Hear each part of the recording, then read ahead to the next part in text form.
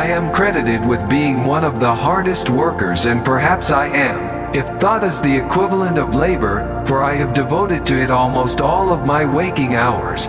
But if work is interpreted to be a definite performance in a specified time according to a rigid rule, then I may be the worst of idlers. Everyone should consider his body as a priceless gift from one whom he loves above all, a marvelous work of art, of indescribable beauty, and mystery beyond human conception, and so delicate that a word, a breath, a look, nay, a thought may injure it. Life as in will ever remain an equation incapable of solution, but it contains certain known factors. One of the great events in my life was my first meeting with Edison. This wonderful man, who had received no scientific training, yet had accomplished so much, filled me with amazement. I felt that the time I had spent studying languages, literature, and art was wasted. Though later, of course, I learned this was not so. We build to tear down. Most of our work and resources squandered. Our onward march is marked by devastation. Everywhere there is an appalling loss of time, effort, and life. A cheerless view, but true. With ideas it is like with dizzy heights you climb. At first they cause you discomfort and you are anxious to get down, distrustful of your own powers. But soon the remoteness of the turmoil of life and the inspiring influence of the altitude calm your blood. Your step gets firm and sure, and you begin to look for dizzier heights. Most certainly, so planets are no inhabited, but others are, and among these there must exist life under all conditions and phases of development. Life as in will ever remain an equation incapable of solution, but it contains certain known factors. The opinion of the world does not affect me. I have placed as the real values in my life what follows when I am dead. As I review the events of my past life, I realize how subtle are the influences that shape our destinies. What one man calls God, another calls the laws of physics. The gift of mental power comes from God, divine being, and if we concentrate our minds on that truth, we become in tune with this great power. My mother had taught me to seek all truth in the Bible. Of all things, I liked books best. Intelligent people tend to have less friends than the average person. The smarter you are, the more selective you become.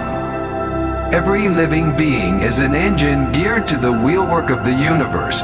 Though seemingly affected only by its immediate surrounding, the sphere of external influence extends to infinite distance. Antisocial behavior is a trait of intelligence in a world full of conformists.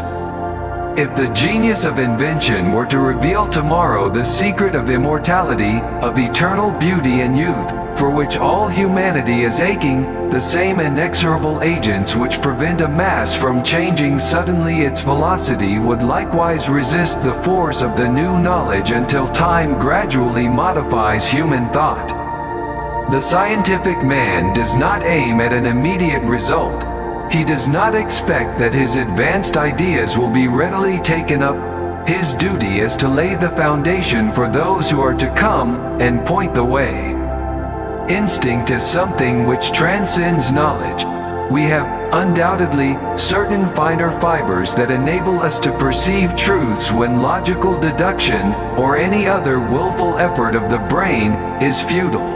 All that was great in the past was ridiculed, condemned, combated, suppressed, only to emerge all the more powerfully, all the more triumphantly from the struggle. Misunderstandings are always caused by the inability of appreciating one another's point of view. Every living being is an engine geared to the wheelwork of the universe. Though seemingly affected only by its immediate surrounding, the sphere of external influence extends to infinite distance. It is paradoxical, yet true, to say that the more we know, the more ignorant we become in the absolute sense, for it is only through enlightenment that we become conscious of our limitations. Precisely one of the most gratifying results of intellectual evolution is the continuous opening up of new and greater prospects. We wind a simple ring of iron with coils. We establish the connections to the generator, and with wonder and delight we note the effects of strange forces which we bring into play, which allow us to transform, to transmit and direct energy at will. The trend of opinion among eugenists is that we must make marriage more difficult. Certainly no one who is not a desirable parent should be permitted to produce progeny. As in nature, all is ebb and tide, all is wave motion, so it seems that in all branches of industry, alternating currents, electric wave motion, will have the sway. The spread of civilization may be likened to a fire. First, a feeble spark, next a flickering flame, then a mighty blaze, ever increasing in speed and power. There is no doubt that some plant food, such as oatmeal, is more economical than meat, and superior to it in regard to both mechanical and mental performance.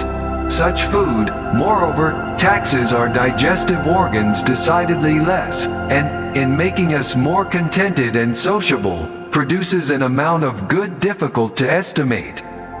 I could only achieve success in my life through self-discipline, and I applied it until my wish and my will became one. In a time not distant, it will be possible to flash any image formed in thought on a screen and render it visible at any place desired. The perfection of this means of reading thought will create a revolution for the better in all our social relations.